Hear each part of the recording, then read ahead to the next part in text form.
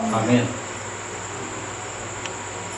క్రీస్తునందు ప్రియ దేవుని సంగమ, దేవుని పిల్లలారా, ఆయన అమూల్యమైనటువంటి రక్తంలో కడగబడినటువంటి పరిశుద్ధులవుతున్నటువంటి పిల్లలారా, యథార్థవంతులవుతున్నటువంటి పిల్లలారా, చేరువచ్చిన నుంచి అందరికీ ప్రభు నామంలో ఉదయపూర్వక 12 వందనాలు. గ్రంథంలో కొన్ని మాటలు మనం ఒక దినం ధ్యానించుకుందాము.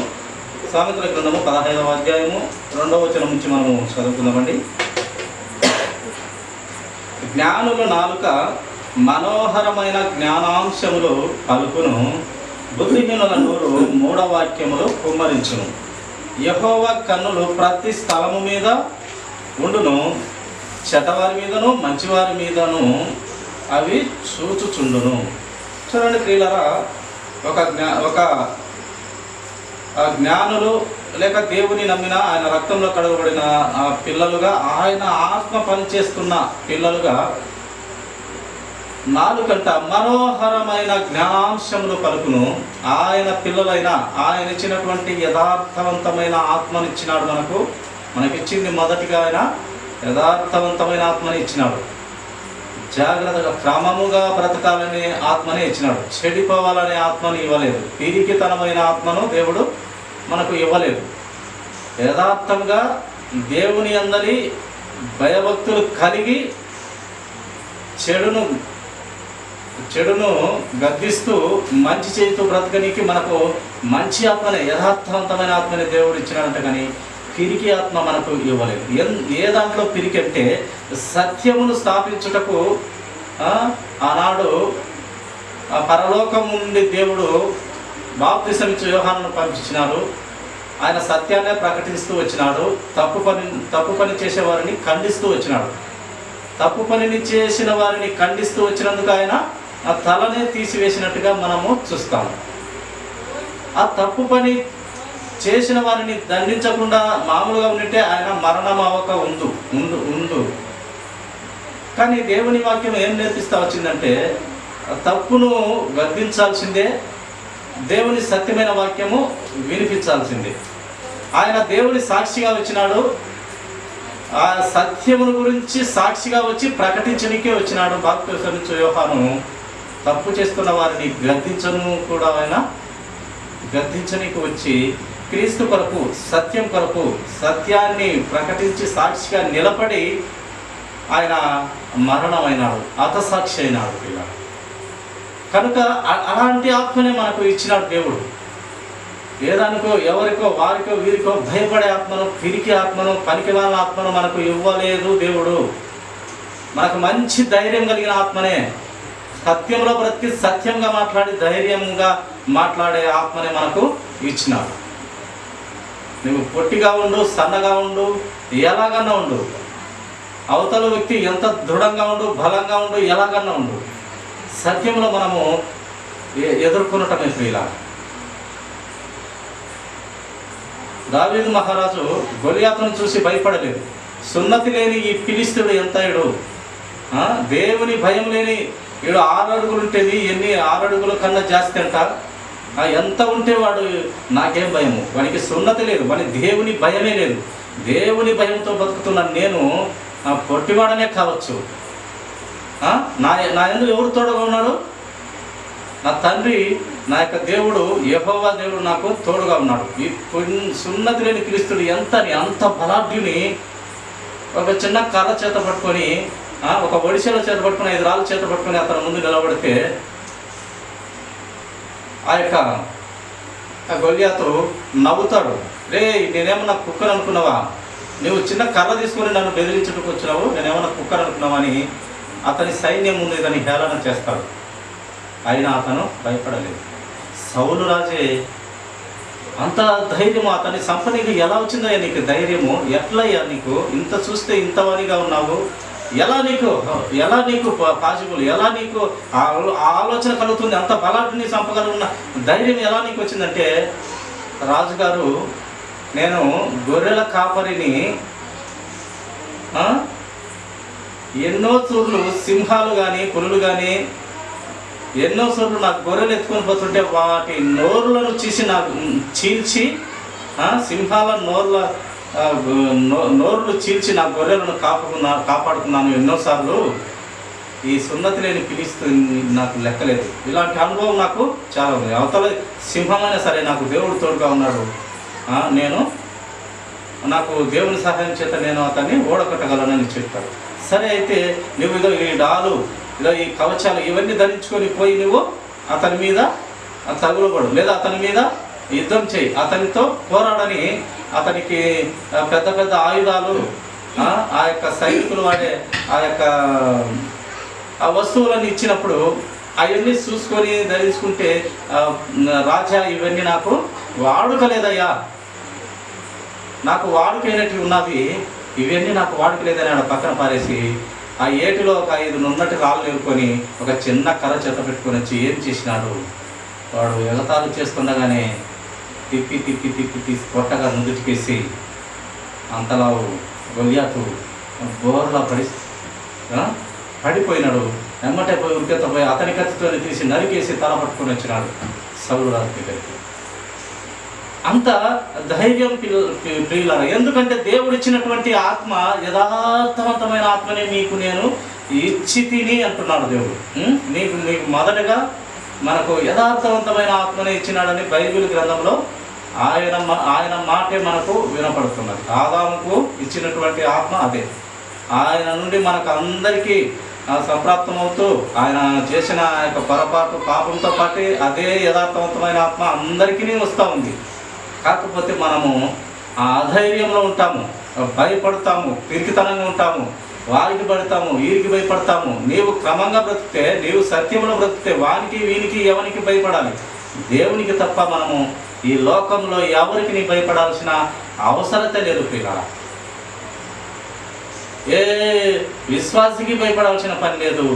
గౌరవంగా ఉండొచ్చును, వాక్యంతో బలపడవచ్చును, సత్యంలో బ్రతకనికి మాట్లాడుకోవచ్చును, కానీ భయపడాల్సిన అవసరత లేదు.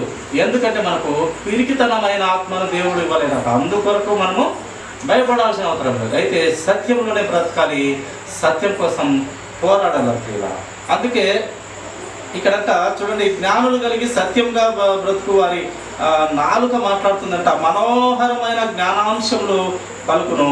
ఈ బుద్ధిహీనులు, బలహీనులు ఈ యొక్క లోక అపవాది చేత పీడించబడుతున్నా, బానిసలవుతున్నా, వాడు చూపే అందం కొరకు, లేక వాడు చూపే ధనం కొరకు, వాడు చూసే వ్యభిచారం కొరకు, వాడు ఏదొక నీవు ఏ దాంట్లో పడిపోతావో వానికి బాగా తెలుసు. నువ్వు ధనంలో పడిపోతావా, లేక వ్యభిచారంలో పడిపోతావా, లేక రాజకీయంలో పదవుల కోసం పడిపోతావా, ఏ దాంట్లో పడిపోతావో వానికి తెలుసు. ఎవరికి? సాతాను. కనుక వాడు ఏ దాంట్లో పడిపోతావో తెలుసు కనుక వాడు ఈజీగా అది నీ ముందు పెట్టి నిన్ను వానిలోకి తొట్టిలో పడుటకు వాడు అట్టిదైన బాణాలని వదులుతాడు. ఆ బాణాలకు మనము పడిపోతే అయిపోయింది, వాని స్థితిలోకి మనం వెళ్ళిపోతాం. కనుక అది పడిపోకుండా మనకు దేవుడు మనకు మంచి చెడులను మనకు తెలియపరుస్తూ గ్రంథంలో ఎంతమందిని మనకు మాదిరిగా పెట్టినారు. ఆయన భక్తులైతేనేమి, ఆయన శిష్యులైతేనేమి, ప్రవక్తలైతేనేమి, చివరికి దేవుడే వచ్చి యేసుక్రీస్తు ప్రభువారు మనకు మంచి దారులు తెలియపరుస్తున్నారు. మంచి ఈ దారి అయితే ఈ యొక్క క్రియలతో ఉంటావు, ఈ క్రియలతో ఉంటే ఈ దారిలో ఉంటావు అని ఆయన మనకు తెలియపరుస్తున్నాడు. కానీ నడుచుకోవాల్సిందల్లా, సరిదిద్దుకోవాల్సిందల్లా దేవుడిచ్చినటువంటి యథార్థవంతమైన ఆత్మతో మనం ఆలోచన చేసి ఏది మంచి దారి, దేవుడిచ్చినటువంటి ఆత్మకు, ఆయన ఇచ్చినటువంటి ఈ యొక్క జన్మకి, ఈ యొక్క ఆయన రూపంలో ఇచ్చినటువంటి ఈ యొక్క దేహానికి, ఆయన ఇచ్చిన ఈ జన్మకు, ఆయన కృపతో ఇచ్చిన ఈ జన్మకు ఆయన ఇష్టంతోనే బ్రతికిపోదాము, అపవాదిగానికి ఎందుకు పోవాలి మనమని ఆలోచన చేసిన వాడు మంచి జ్ఞానంతో కూడుకున్నటువంటి మాటలు మాట్లాడతారు. అదే ఇక్కడ రాయబడుతూ వచ్చినది. బుద్ధిహీనులైతే, ఈ అపవాది సంబంధులైతే వాడంట వాడి నోరు ఎలా ఉంటుందంట, వాడు నోరు తెరిస్తే 3వ వాక్యంలో తప్పితే ఏమి కుమ్మరించినట్టు వాడు 3 పనికి మాలే మాటలే వాళ్ళు కనపడుతుంటుంది, వినపడుతుంటుంది. అదంట ప్రియుల. కానీ సత్యంలో బ్రతికేవాడిని సత్యమే మాట్లాడతాడు, దేవుని ఆలోచనే మాట్లాడతాడు. మన హృదయంలో అంట, లేక మన మైండ్లో ఈ యొక్క రోజుకు వచ్చేసి ఎన్నో ఆలోచనలు కుప్పలు వచ్చి పడతాయంట. మన మైండ్లో ఎన్నో పడతాయంట. ఈ ఒక రోజులో ఎన్నో ఆలోచనలు మనిషికి. కానీ అన్ని ఆలోచన వచ్చినా, అన్ని వేలల్లో ఆలోచనలు వచ్చినా కూడా స్థిరమైన ఆలోచన ఏదంటే అది క్రీస్తు నడిపించే యథార్థవంతమైన ఆత్మ ఇచ్చినాడు కదా మనకు. ఆ క్రీస్తు ఇచ్చినటువంటి ఆత్మ ద్వారా, యథార్థవంతంగా నడిచే ఆత్మ ద్వారా క్రీస్తు నుండి వచ్చిన ఆలోచన స్థిరం అంట. యేసు ప్రభు వారు ఆలోచన ఇచ్చినదే స్థిరము. ఆయన ఆలోచన అయితే కరెక్ట్గా ఉంటుంది. ఆయన ఆలోచన అయితే సత్యంలో ఉంటాము. ఆయన ఆలోచన అయితే సత్యవంతుడైన క్రీస్తులో ఉంటాము. కనుక మనకు అనేక ఆలోచనలు అయితే పుడతవి, కానీ క్రీస్తు నుండి ఆలోచన మనకు స్థిరము. ఆయన నేర్పిస్తాడు, పరిశుద్ధాత్మ దేవుని ద్వారా నేర్పిస్తాడు, మనకు మంచి ఆలోచన ఇస్తాడు. అందుకే యథార్థవంతమైన ఇచ్చిన ఆత్మతో మనం ఆలోచన చేస్తే అలాంటి మంచి ఆలోచన దేవుడే మనకు ఇస్తాడు. అదే ఈ లోక సంబంధమైన, అపవాద సంబంధమైన ఆలోచనలు చేస్తే, మనకు ఈ శరీర సంబంధమైన ఆలోచనతో చేస్తే మనకు ఈ యొక్క అపవాది కాని ఆలోచనలో మనము వెళ్ళిపోతాం పిల్లలు. కనుక మన కన్నులు కానీ లేక మన నాలుక కానీ చూచి చెడిపోతాము, అలాగే విని చెడిపోతాము, అలాగే మాట్లాడి చెడిపోతాము. ఈ మూడు కూడా చాలా దహించాలి.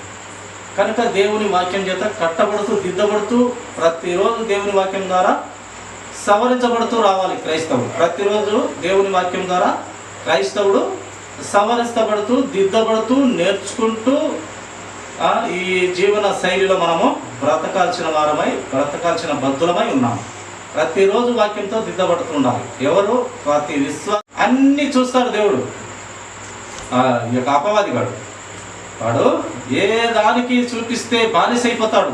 ఒక మందుకు బానిసైపోతాడా, ఒక వ్యభిచారానికి బానిసైపోతాడా, ఒక దొంగతనానికి, ఒక అబద్ధం ఆడేదానికి, ఏ దాంట్లో బానిసం? ఒక కోపంగా ఉండుట, లేక కోపగించుకోవట, లేక నోటి తులుసుగా ఉంట, ఇవన్నీ ఏ దాంట్లో బానిసైపోతాడో దాన్ని వాడుతూ వచ్చాడు. దేవుని విశ్వాసులు అందరినీ కూడా ప్రియులారా. అందుకే దేవుని వాక్యం ద్వారా మనము కట్టబడుతూ, దిద్దబడుతూ, మనము దేవుని వాక్యం ద్వారా నేర్చుకుంటూ, ఆయన సంఘములో లేక మందిరంలో సజీవరాలుగా మనం ఉండాలంటే ఆ వాక్యాన్ని హృదయంలో ఉంచుకుంటేనే మనము ఆయన మందిరంలో కానీ ఆయన సజీవరాలుగా మనము కట్టబడతాము, దిద్దబడతాము, ఆయన మందిరం అవుతాము. ప్రియుల చూడండి, మరొక మాట మనము చూస్తాము. సామెతల గ్రంథము, అదే 4వ అధ్యాయము చూడండి. సామెతల గ్రంథము 4వ అధ్యాయము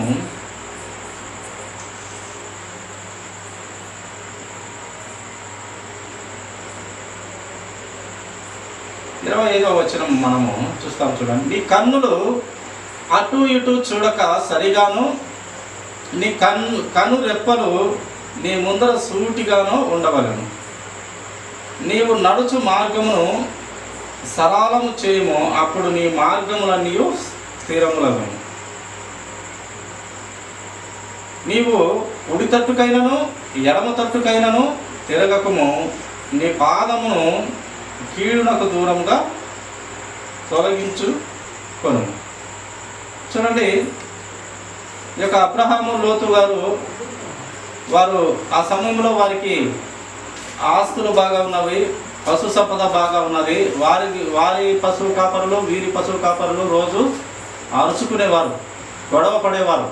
మా మందలు మీ మందలికి వచ్చినాయి, మీ మందలు పశువులు గొర్రెలు మా దాంట్లోకి వచ్చినాయని గొడవ పడుతుంటే అబ్రహాము తన సహోదరుడైనటువంటి లోతును పిలిచి, నాయన ఇక్కడ ఇలా ఉంటే మనకిద్దరికి రోజు గొడవలు అవుతుంటాయి మన పనివారి ద్వారా.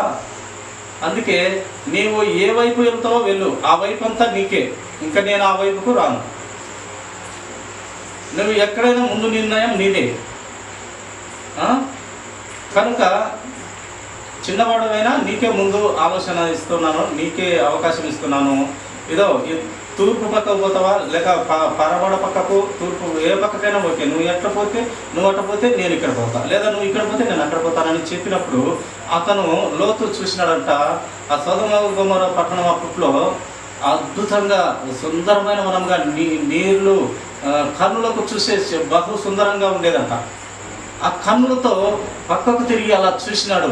ఆయన కన్నులంట, ఆయన నేత్రములు, ఆయన చూపు సరిలేదు. అప్పుడు అలాగెళ్ళి పక్క త్రోవలతో చూసి ఆ లోకమంతా ఆ నీటితో మంచి అందంగా కనపడిందంట. ఆ లోకానికి ఆ కన్నులు ఏం చేసిన మాయ చేసి అక్కడ ఎంచుకున్నాడు. అక్కడ బరుంది, అక్కడ పంటలు బాగా విస్తారంగా పండుతాయి, అక్కడ జల సమృద్ధి ఉంది అని ఆ సుందరమైన ఆ యొక్క సొదొమ గొమొర్రా పట్టణం బాగుండేదంట. అక్కడ నిర్ణయించుకున్నాడు, సరే నువ్వు అక్కడికే వెళ్ళు, నేను ఇక్కడ ఈ వైపుకి వెళ్తానని. వారిద్దరు కూడా ఈ యొక్క పనివారి ద్వారా, ఈ వారి మంద కాపరుల ద్వారా దినదినము గొడవలు వచ్చే ద్వారా ఇద్దరు కూడా అలా సమాధానపరుచుకొని ఇద్దరు విడిపోయినారు. తర్వాత ఆ యొక్క సొదొమ గొమొర్రా పట్టణంలో వ్యభిచారము, ఈ యొక్క వ్యభిచారం జాచిపోయింది. ఇంకా దేవునికి కోపం వచ్చింది. వ్యభిచారం జాస్తి అయింది, దేవునికి కోపం వస్తుంది. విచ్చలవిడి వ్యభిచారం అయిపోయింది. అందరూ చెడిపోతున్నారు. అంత ఘోరంగా వ్యభిచారం అయిపోయింది. అంత దేవునికి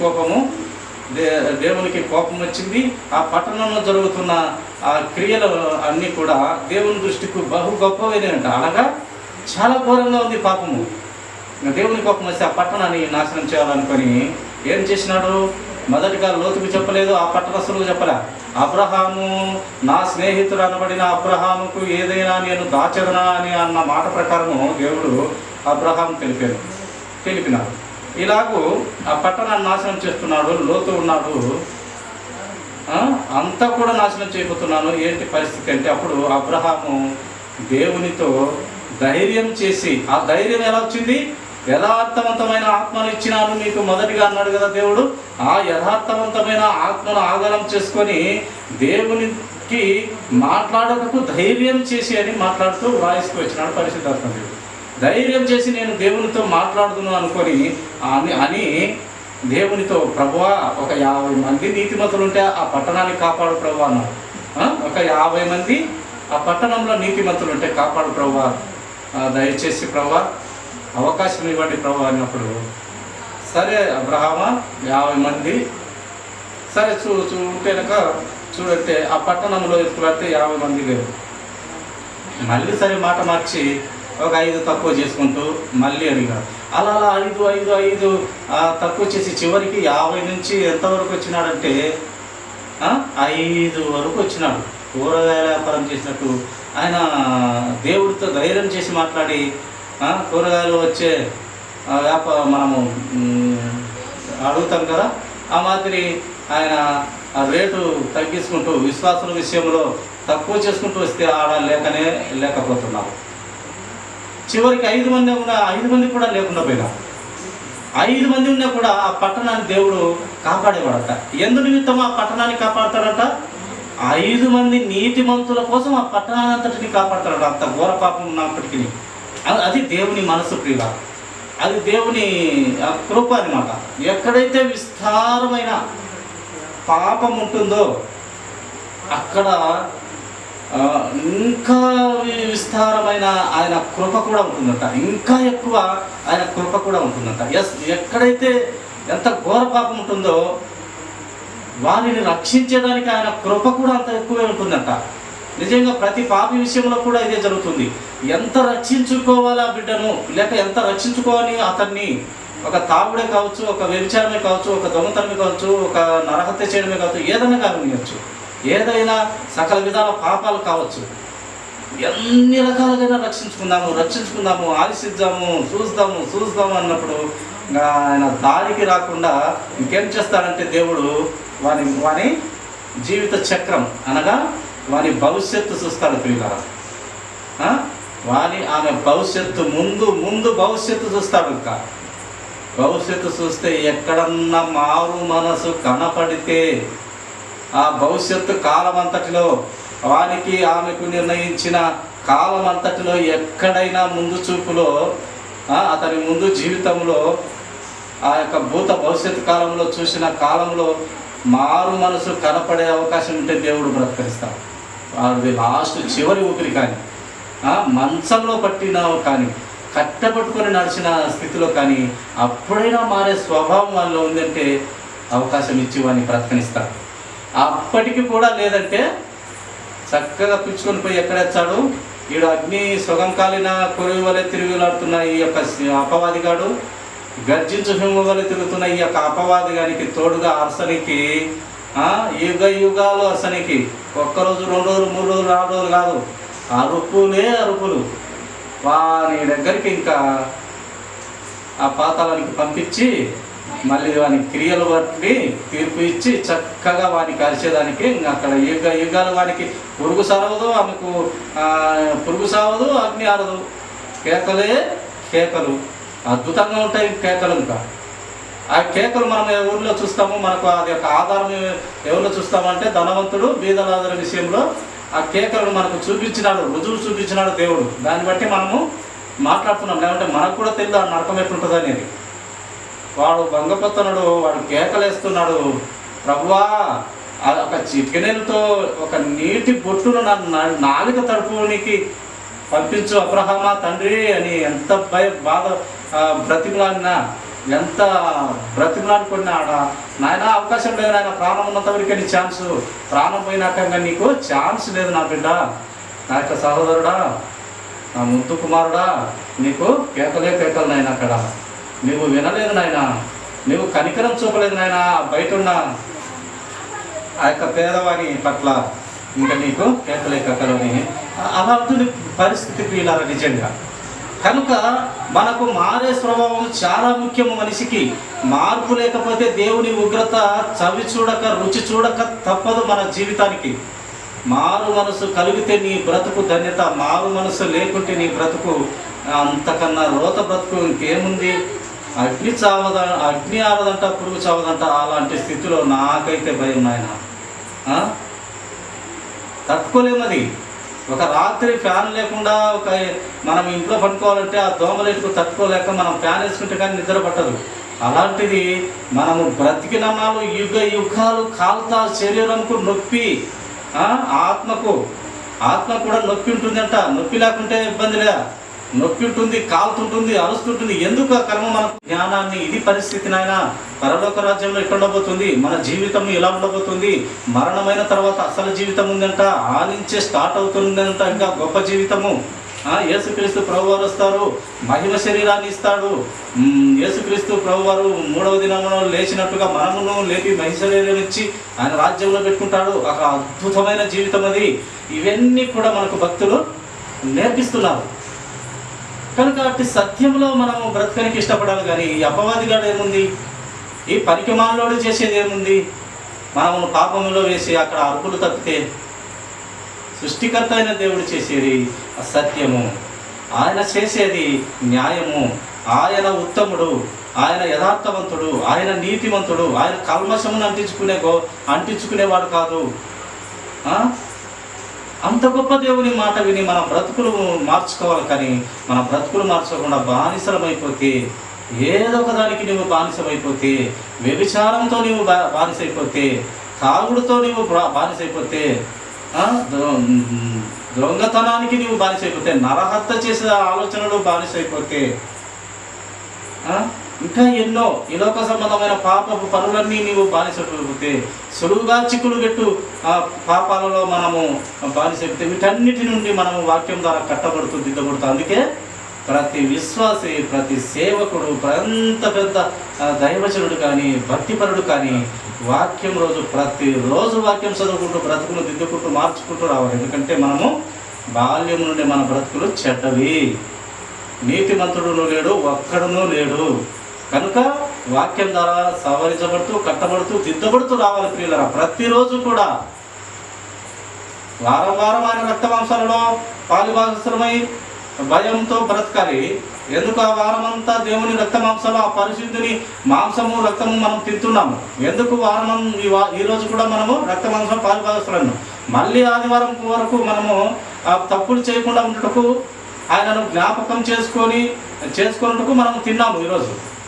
ఈరోజు ఆయన ద్రాక్షరసము రొట్టె తిన్నాము, ఆయన మాంసము, ఆయన రక్తము తిన్నాము.